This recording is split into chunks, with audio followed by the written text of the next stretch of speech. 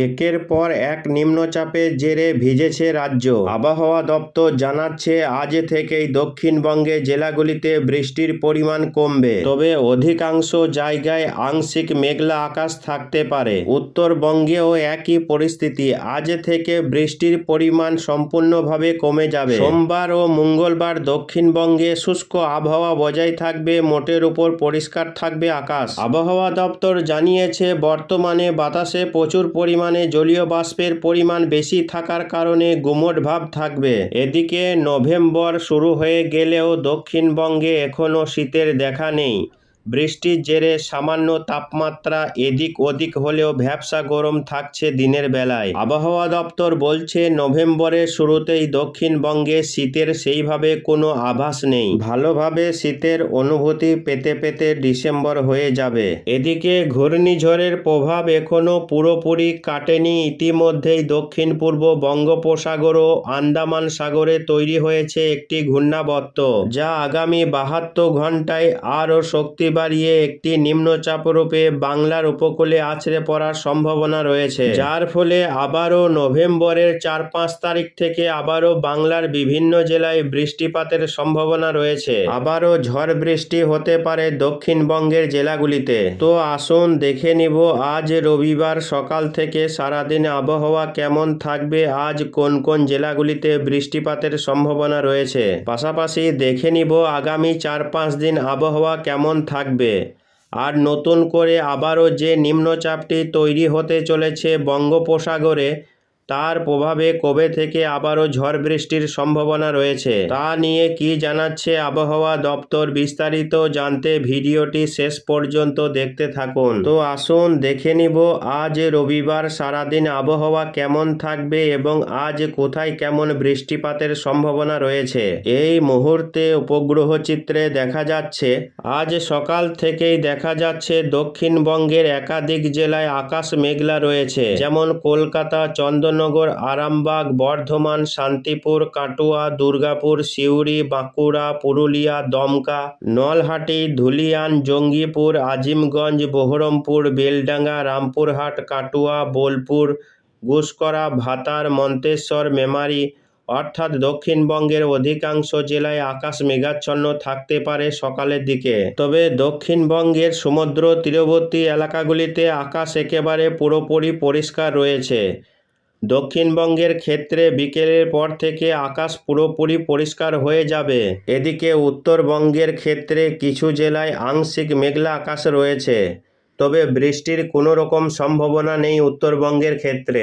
এদিকে বাংলাদেশের ক্ষেত্রে প্রায় সব বিভাগেই আকাশ মেঘাচ্ছন্ন রয়েছে সকাল থেকেই, যেমন খুলনা, সাতক্ষীরা, যশোর, ফরিদপুর, পাবনা, মেহেরপুর, রাজশাহী, সিংড়া, মহাদেবপুর, বগুড়া, সরষেবাড়ি, সিরাজগঞ্জ, রংপুর, ময়মনসিংহ, বাগমারা, নগরপুর, লোহাগড়া, মাদারীপুর, মদন, কিশোরগঞ্জ, লাখাই, সিলেট, মৌলভীবাজার, আমবাসা, অমরপুর, কুমিল্লা, সেনবাগ, খাগড়াছড়ি, মতিরহাট, লালমোহন, কলাপাড়া এই সমস্ত এলাকাগুলিতে আকাশ মেঘাচ্ছন্ন রয়েছে এবং আজ দিনভর আকাশ মেঘাচ্ছন্ন থাকবে।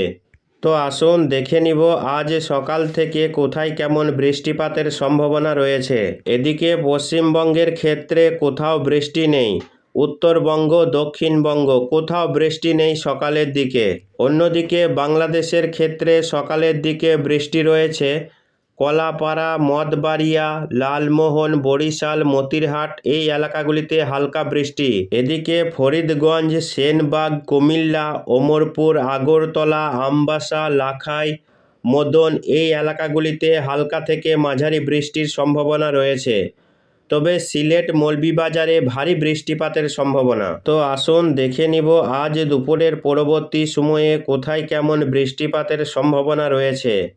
এদিকে দুই বাংলা, দক্ষিণবঙ্গ, উত্তরবঙ্গে আজ কোথাও বৃষ্টি নেই।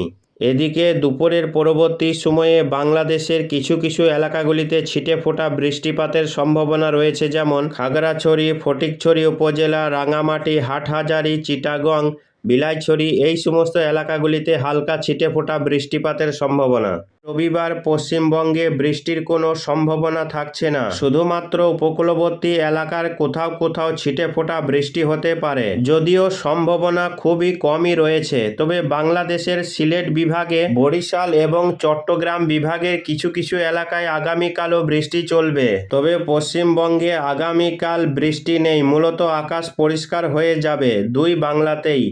উত্তরবঙ্গ থেকে দক্ষিণবঙ্গ সর্বত্রই আকাশ আগামীকাল পরিষ্কার থাকবে। এই ঘূর্ণিঝড় মন্থার প্রভাব আগামীকাল থেকেই কেটে যাবে। তবে ঘূর্ণিঝড়ের প্রভাব পুরোপুরি কাটলেও নতুন করে আবারও একটি বিপদ ঘনাচ্ছে বঙ্গোপসাগর সংলগ্ন আন্দামান সাগরে। আবারও একটি নিম্নচাপ ঘনাচ্ছে, যেটা 5 তারিখের মধ্যে উপকূলে এসে হাজির হয়ে যাবে, যার ফলে আবারও নতুন করে বৃষ্টি বাড়তে পারে, দুর্যোগপূর্ণ আবহাওয়া তৈরি হতে পারে বাংলাতে।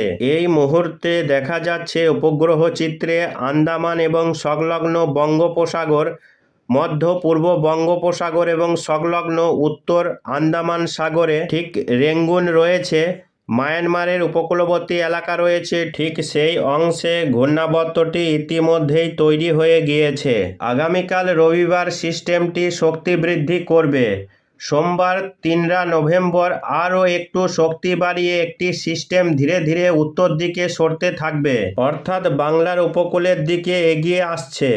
নিম্নচাপটি আগামী 5 তারিখের মধ্যে নিম্নচাপটি সরাসরি বাংলার যে উপকূলবর্তী এলাকা রয়েছে, বরিশালের উপকূলবর্তী এলাকায়, সেখানে গিয়ে হাজির হবে। আগামী 5 তারিখ বুধবার এই নিম্নচাপটি সরাসরি বাংলাদেশের যে চট্টগ্রাম বিভাগ রয়েছে, সেই উপকূলবর্তী এলাকায় আঘাত হানতে পারে। এর ফলে আগামী 5 তারিখ রাত থেকে বা 6 তারিখ সন্ধ্যা থেকেই বৃষ্টি শুরু হয়ে যাবে। চারফেশন, হাতিয়া, এদিকে হাটহাজারী, চিটাগং, কুতুবদিয়া, মহেশখালী, টেকনাফ, এই সমস্ত এলাকাগুলিতে বৃষ্টি শুরু হয়ে যাবে। এদিকে মেঘালয়, আসাম সহ ত্রিপুরাতেও বৃষ্টি শুরু হয়ে যাবে এবং পরবর্তী সময়ে দক্ষিণবঙ্গের ক্ষেত্রেও বৃষ্টি রয়েছে।